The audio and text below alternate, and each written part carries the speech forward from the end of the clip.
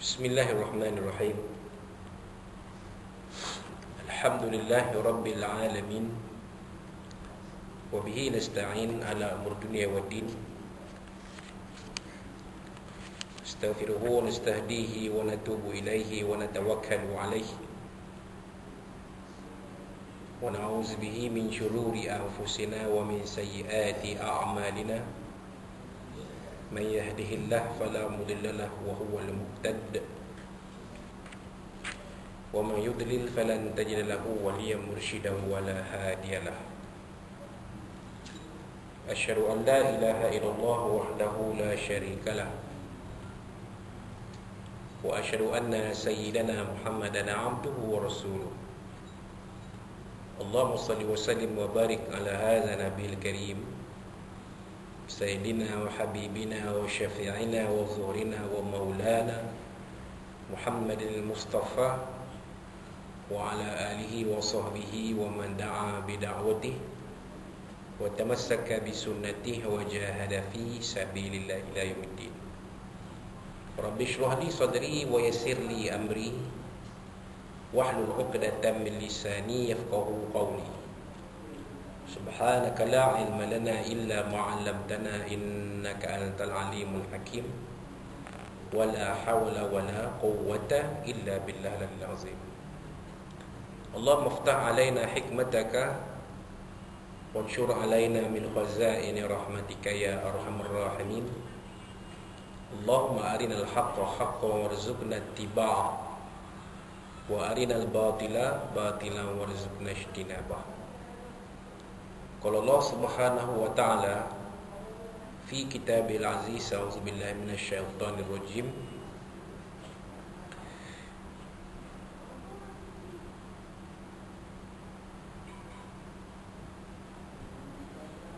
Lillahi ma fis samawati wa ma fil ardh wa in tubdu ma fi anfusikum aw tukhfu yuhasibukum bihi Allah fa yaghfiru man yasha wa yu'adhibu man yasha wallahu ala kulli syai'in qadir. آمن الرسول بما أنزل إليه من ربه والمؤمنون كل آمن بالله وملائكته وكتبه ورسله لا نفرق بين أحد من رسله وقالوا سمعنا وأطعنا غفرانك ربنا وإليك المصير. صدق الله العظيم. وقال نبينا سيدنا محمد صلى الله عليه وسلم iman antum min billahi wa malaikatihi wa kutubihi wa rusulihi wal yawmil akhir wa bil qadri khairi wa syarri atau kama qala Rasulullah sallallahu alaihi wasallam. Tuan-tuan dan puan muslimin muslimat yang dirahmati Allah sekalian rahimakumullah, assalamualaikum warahmatullahi wabarakatuh. Amma ba'd, alhamdulillah pada tengah hari ini 15 Zulkaidah 1441 Hijriah bersamaan 7 Julai 2020 kita telah sama-sama menunaikan sembahyang fardu zuhur berjamaah yang dipimpin oleh Tuan Imam kita Al-Fadhil Ustaz Muhammad Khairul Shah. Terima kasih diucapkan pada Al-Fadhil Ustaz atas mengimamkan atas penugasan jadi imam sembahyang zuhur sebentar tadi. Dan alhamdulillah kuliah zuhur kita teruskan dengan kupasan kitab Safinatun Najah yang disusun, yang dikarang oleh Syekh Al-Alim Al-Fadhil Salim bin Sumair Al-Hadrami rahimahullah ta'ala. Kita masuk kepada fasal yang berikutnya, fasal yang kedua, faslun, tajuknya rukun iman. Faslun arkanul imani sittah. Rukun iman itu ada 6 perkara. Setelah pada kuliah yang lepas kita membincangkan tentang rukun Islam, maka kita pergi kepada rukun iman. Kenapa diletakkan rukun iman selepas rukun Islam? Kerana orang yang beriman pasti orang yang muslim. Orang mukmin pastinya seorang yang mukmin, pastinya seorang yang muslim. Tetapi orang yang muslim belum lagi tentu ianya orang mukmin. Kerana orang yang muslim itu adalah orang yang menganut agama Islam, walaupun pada peringkat yang paling asas. Tapi seorang yang mukmin ialah mereka yang memiliki keimanan. Mereka telah menganut Islam, mereka menganut agama Islam, dan mereka memiliki keimanan dalam diri mereka. Maka orang yang mukmin sudah tentulah orang yang Muslim. Tetapi orang yang Muslim boleh jadi seorang yang mukmin dan boleh jadi bukan seorang yang mukmin. Bergantung kepada tahap keimanan seseorang itu. Jadi untuk mengisi keimanan seseorang, mengisi keimanan dalam diri seorang Muslim itu, maka ada rukun-rukunnya. Ada pasak-pasaknya, ada tiang-tiangnya. Kalau iman itu diibaratkan sebagai sebuah rumah, maka rukun-rukun iman itu adalah tiang-tiang rumah tersebut. Jadi kalau tak ada tiang-tiang rumah, macam mana nak terdiri sebuah rumah? Kalau tak ada tiang-tiang, bagaimana nak terdiri sebuah bangunan? Apalah namanya pun, rumah ke, bangunan ke, menara ke, flat ke, apartmen ke, masjid ke, kalau tak ada tiang, maka tidak akan terdiri bangunan itu. Begitu jugalah iman. Kalau tiadanya iman, tiadanya tiang iman, tiadanya rukun iman, maka tidak terdirinya iman itu. Maka kata penyusun kitab ini, arkanul imani sittatun. Rukun iman itu ada 6 perkara. Apa dia tuan-tuan? Antu'mina billah. Maka pengarang kitab ini, penyusun kitab ini memetik jawapan Nabi SAW tatkala ditanya oleh Jibril alaihissalam dalam suatu peristiwa pada penghujung riwayat Nabi SAW. Dalam hadis yang masyhur yang kita biasa baca dalam kitab-kitab hadis, terutamanya kitab Al-Matan Al-Arba'in milik Imam An-Nawawi. Ini hadis 40. Imam An-Nawawi dimuatkan sebuah hadis, pertemuan antara Nabi SAW dengan Jibril, malaikat Jibril, yang pertemuan itu di dalamnya ada soal jawab antara kedua-duanya. Maka Jibril tanya, akhbirni anil Islam, beritahu aku tentang Islam. Nabi pun beritahu Al-Islam gini. Kemudian Jibril tanya pada Nabi, akhbirni anil iman. Bila Nabi jawab, sadaqta ya Rasulullah, kamu benar ya Rasulullah, maka terkejutlah Sayyidina Umar. Dia tanya, dia pula yang membenarkan jawapan tu. Selalunya orang yang tanya, as-sailu huwal jahilu. Orang yang bertanya itu ialah orang yang jahil, orang yang tak tahu. Macam kita dulu sekolah kan, orang yang kita dulu sekolah tanya cikgu, bila tak tahu kita tanya cikgu, cikgu apa jawapannya ni? Kan? Maka cikgu yang ada ilmu bagi jawapan pada kita yang tak ada ilmu. Tapi Jibril membenarkan jawapan Nabi SAW. Maknanya bukanlah Jibril itu orang yang jahil. Bila Jibril berkata sadaqta ya Rasulullah, kan? Maka Nabi ditanya soalan kedua, akhbirni anil iman. Maka Nabi jawab, al-iman antumina billahi wa malaikatihi wa kutubihi wa rusulihi wal yawmil akhir wa bil qadri khairi wa syarri. Ini dipetik oleh penyusun kitab ini, dimasukkan dalam fasal dalam kitab ini, iaitu berkenaan dengan rukun iman. Antumina billah, bahawasanya kamu beriman kepada Allah Subhanahu wa taala. Ini yang pertama-tama sekali. Seorang mukmin dia akan mengimani Allah, wujudnya Allah Subhanahu wa taala sebagai Tuhan yang disembah. Pada peringkat kita ni, cukup dah dulu kita faham tentang apa itu dikatakan beriman kepada Allah Subhanahu wa taala. Iaitu kita mempercayai, meyakini dan berpegang bahawa Allah Ta'ala itu wujud sebagai Tuhan kita yang wajib disembah oleh kita. Allah Ta'ala itu ma'bud, Allah Ta'ala itu yang disembah. Kita ni abid, kita ni yang menyembah. Kan? Macam lagu nasyid kan, laisal ma'bud illallah. Tiada yang disembah melainkan Allah. Kan? Ya.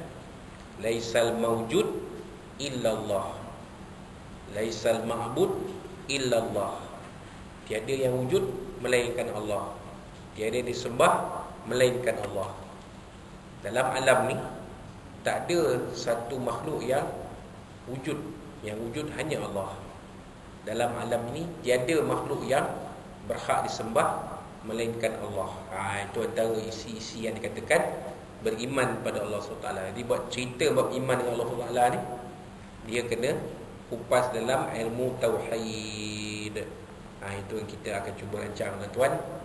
Ya, dengan izin Allah SWT kita akan mengaji kitab tauhid, insya-Allah. Yang sesuai dengan tuan-tuan dan puan-puan. Ya. InsyaAllah yang diizin Allah kita akan mula mengupas ilmu tauhid. Sebab ilmu tauhid, ilmu akidah ni penting, tuan. Dan sebagai seorang Muslim, ya, wajib kita mengetahui tentang tauhid. Ini fardu ain. Bukan fardu kifayah, tuan. Semua Islam tanpa mengira siapa pun wajib atasnya mengetahui ilmu tauhid sesuai dengan keadaan dia, dengan kedudukan dia. Kalau kita ni ilmu tauhid itu cukup untuk kita memahami tentang beriman kepada tentang rukun-rukun iman.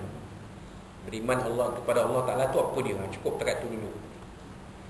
Ya.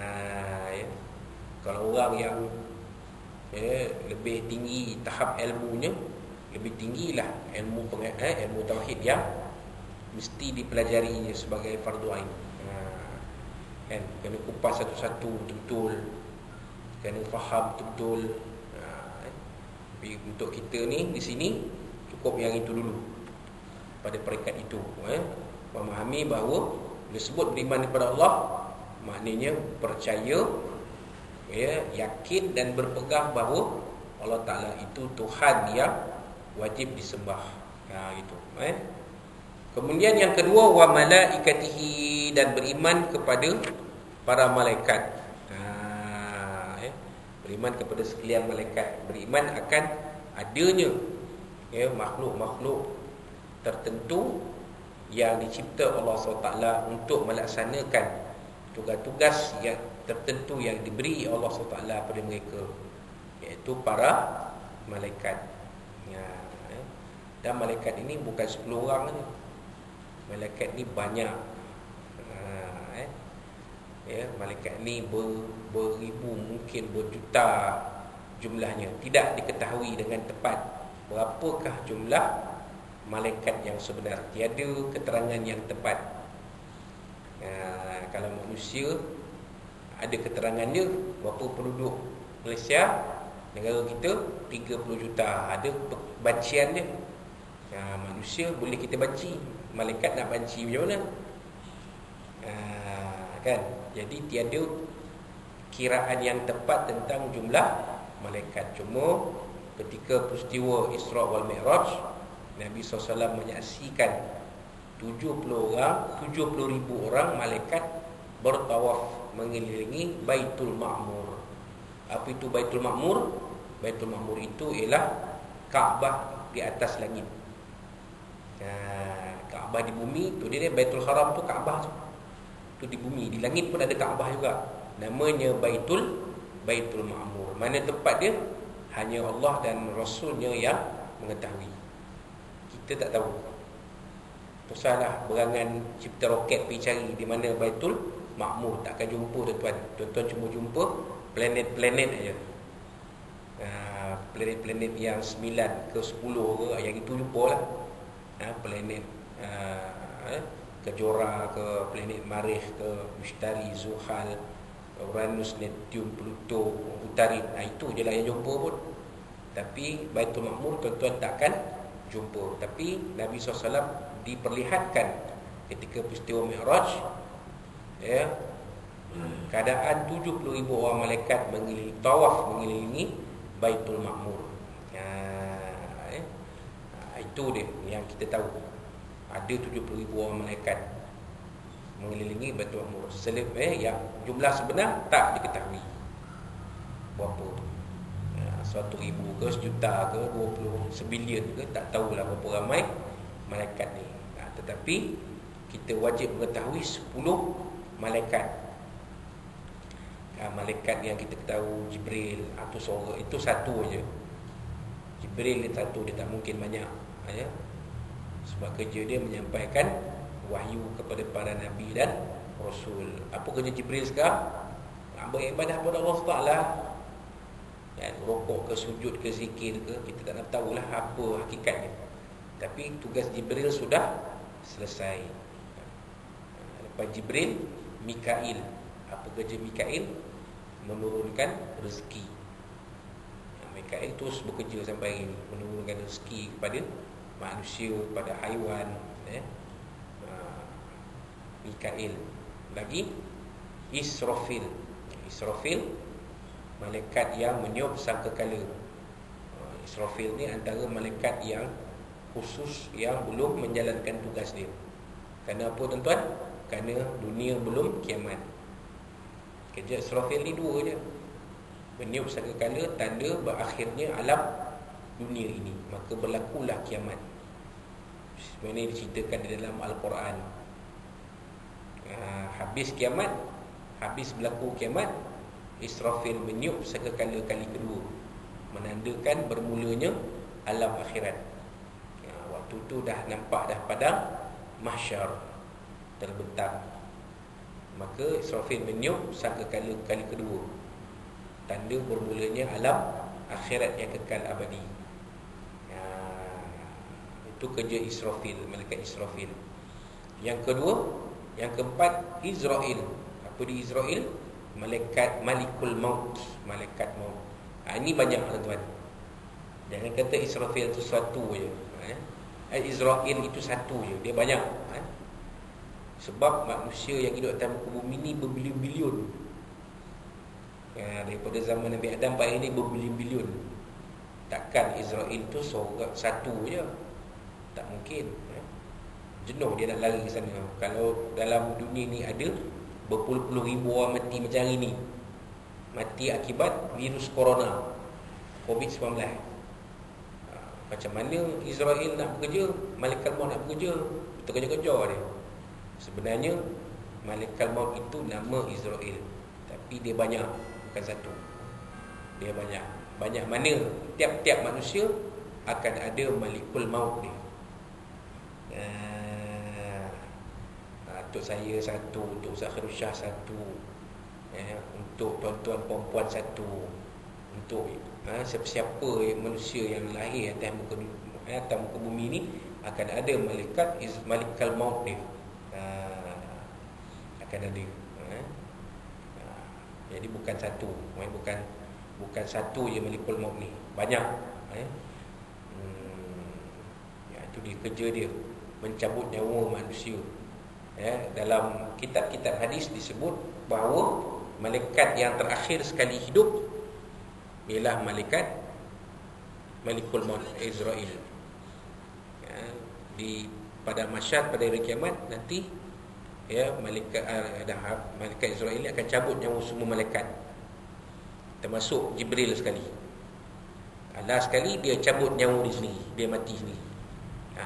Itu dia. Jadi malaikat tidak akan hidup selama-lamanya. Malaikat pun akan mati. Siapa yang cabut nyawa malaikat-malaikat ni? Israel. Bila dah cabut semua, tinggal dia.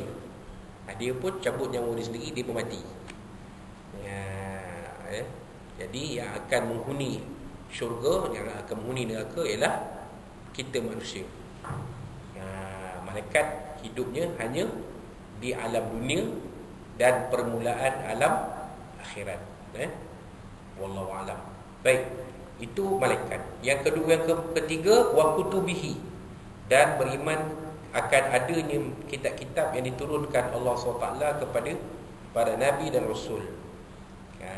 Kitab-kitab ini, Seperti Taurat diturunkan kepada Nabi Musa, ya, Zabur diturunkan kepada Nabi Daud, ya, Injil diturunkan kepada Nabi Isa alaihissalam, dan Al-Quranul Karim diturunkan kepada Nabi Muhammad sallallahu alaihi wasallam. Juga suhuf-suhuf, lembaran-lembaran yang tidak terkumpul seperti mana kitab pada Nabi Ibrahim, Nabi Nuh, Nabi Ibrahim, diturunkan suhuf-suhuf ini, Nabi Syith alaihissalam juga menerima suhuf. Nabi Musa juga menerima suhuf sebelum menerima kitab Taurat. Jadi itu dia. Apakah fungsi kitab ini? Menjadi panduan pada Nabi dan Rasul untuk memimpin manusia ke jalan Allah Subhanahu Wa Taala. Yang tinggal kekal dalam bentuknya, bentuk asalnya sehingga hari ini hanyalah Al-Quranul Karim. Kerana ini janji Allah SWT, ya, inna nahnu nazzalna dzikra wa inna lahu lahafizun. Sesungguhnya kami ini Allah SWT yang menurunkan Al-Quran, dan kamilah yang akan memeliharanya sampai ke hari kiamat. Quran yang kita baca hari ini, Quran itulah yang turun pada Nabi SAW. Tak akan berubah. Tuan-tuan bukalah Quran daripada mula-mula kita kenal Quran, baca muqaddam, ya, khatam Quran sampai hari ini berpuluh-puluh tahun, Al-Quran itu tidak berubah sama sekali. Itulah dia Quran yang kita baca. Itulah benarnya janji Allah Subhanahu Wa Taala. Kemudian yang kelima, yang keempat, apa dia? Wa rusulihi, dan beriman kepada adanya perutusan para nabi dan rasul alaihi wassalatu wassalam. Ya, dalam sebuah hadis Nabi menyatakan bahawa bilangan para nabi ada 124,000. Bilangan para rasul ada 313. Yang namanya ada dalam Al-Quran hanya 25 saja, termasuk Nabi kita, Nabi Muhammad sallallahu alaihi wasallam. Ya. Jadi jangan tuan-tuan hanya percaya 25 rasul saja. 25 rasul itu yang ada dalam Quran. Yang sebenarnya jumlah para nabi 124,000.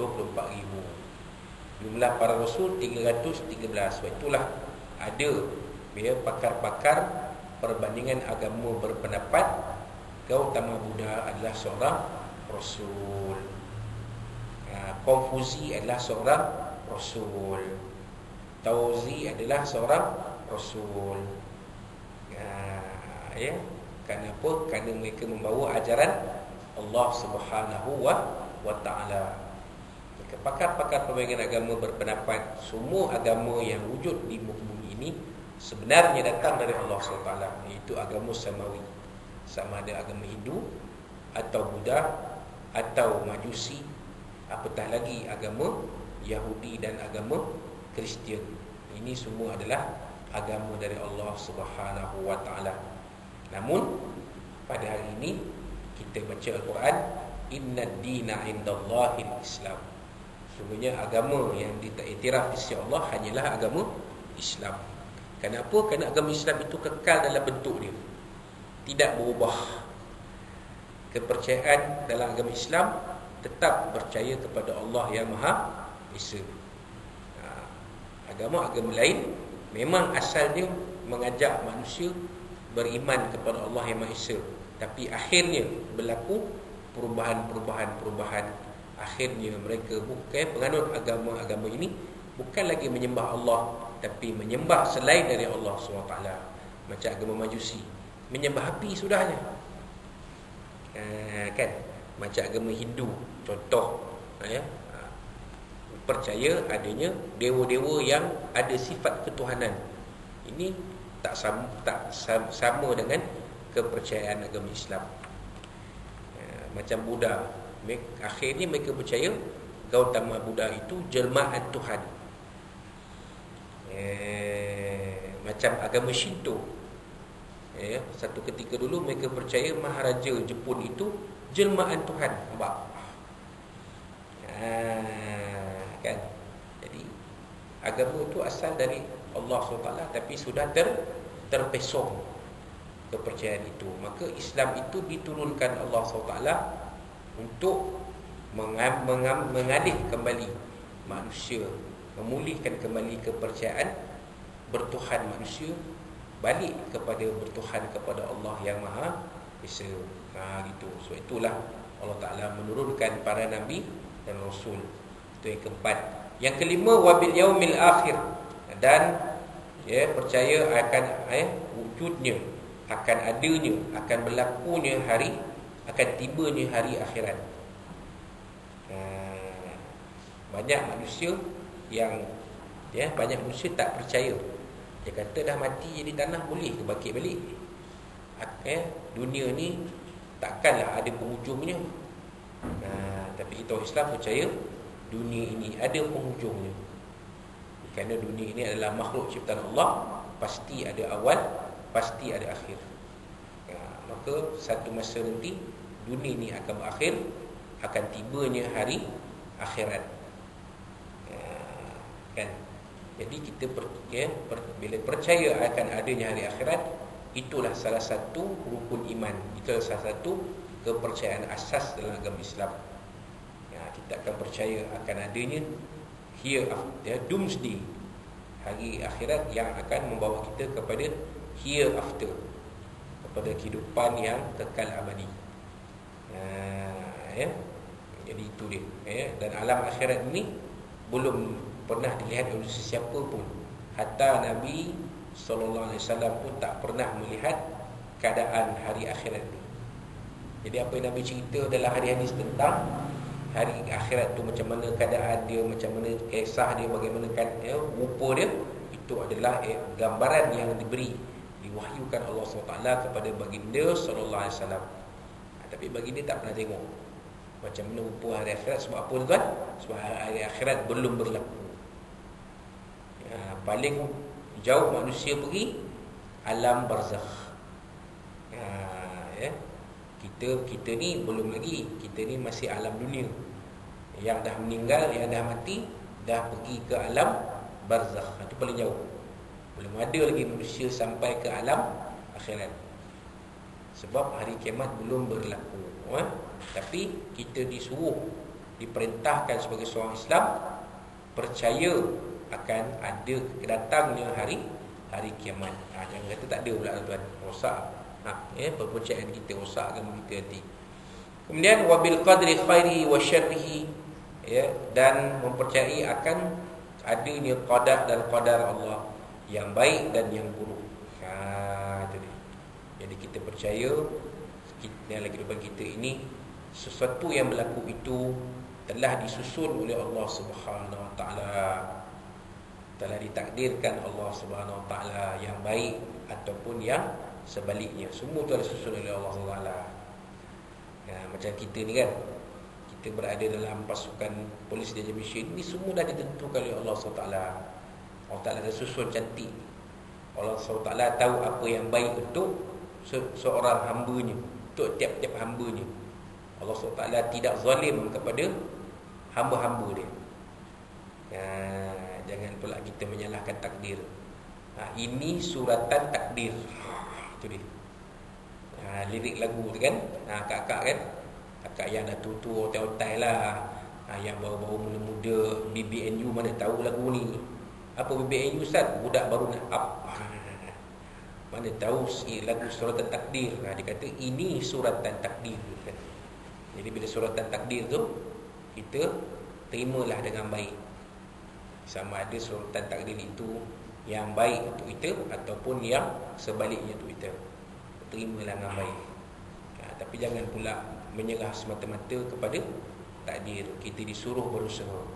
Biarlah kan dah gomok-gomok juga, takkan kurus. Tu tak betul lah tuan. Kita kena usahalah, kan.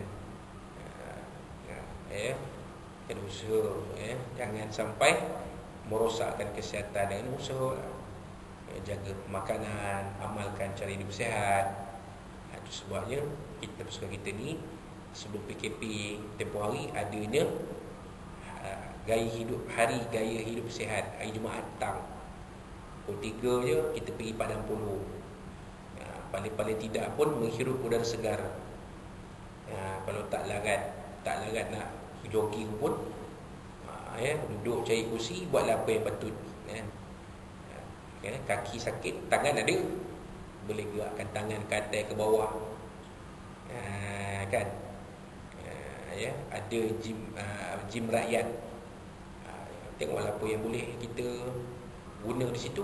Kalau tak boleh berjalan keliling pun, saya pun begitulah tekad saya nanti, kalau diizinkan Allah, kalau kita akan ada balik gaya hidup sihat hari Jumaat petang di Padang Puluh, saya nak pergi, kan. Tak dapat buat apa-apa, cari gym rakyat tu, boleh buat apa-apa yang boleh. Jadi kita mengeluarkan peluh itu satu yang baik untuk kesihatan. Jadi kita jangan menyerah kepada takdir, tapi menerima takdir itu yang baik dan yang sebaliknya, kerana itu adalah dari Allah Subhanahu wa taala. Jadi itulah dia sedikit penerangan tentang rukun-rukun iman yang 6 yang wajib kita imani, yang wajib kita percaya, yang wajib kita yakini, dan yang wajib kita berpegang dengannya. InsyaAllah pada kuliah kita akan datang, pada yang berikutnya, InsyaAllah pada minggu depan kita akan teruskan dengan membicarakan fasal yang ketiga, iaitu berkaitan dengan makna kalimah tauhid. Apakah yang dikatakan makna kalimah tauhid? InsyaAllah kita akan bincang sama-sama pada kuliah kita minggu hadapan, insyaAllah. Yang baik itu dari Allah SWT dan yang kuat itu dari kita semua. Wallahu a'lam. Barakallahu fikum. Aku lakukan lazat wa azim li wa lakum. Wabillahi hidayah taufiq. Wassalamualaikum warahmatullahi wabarakatuh.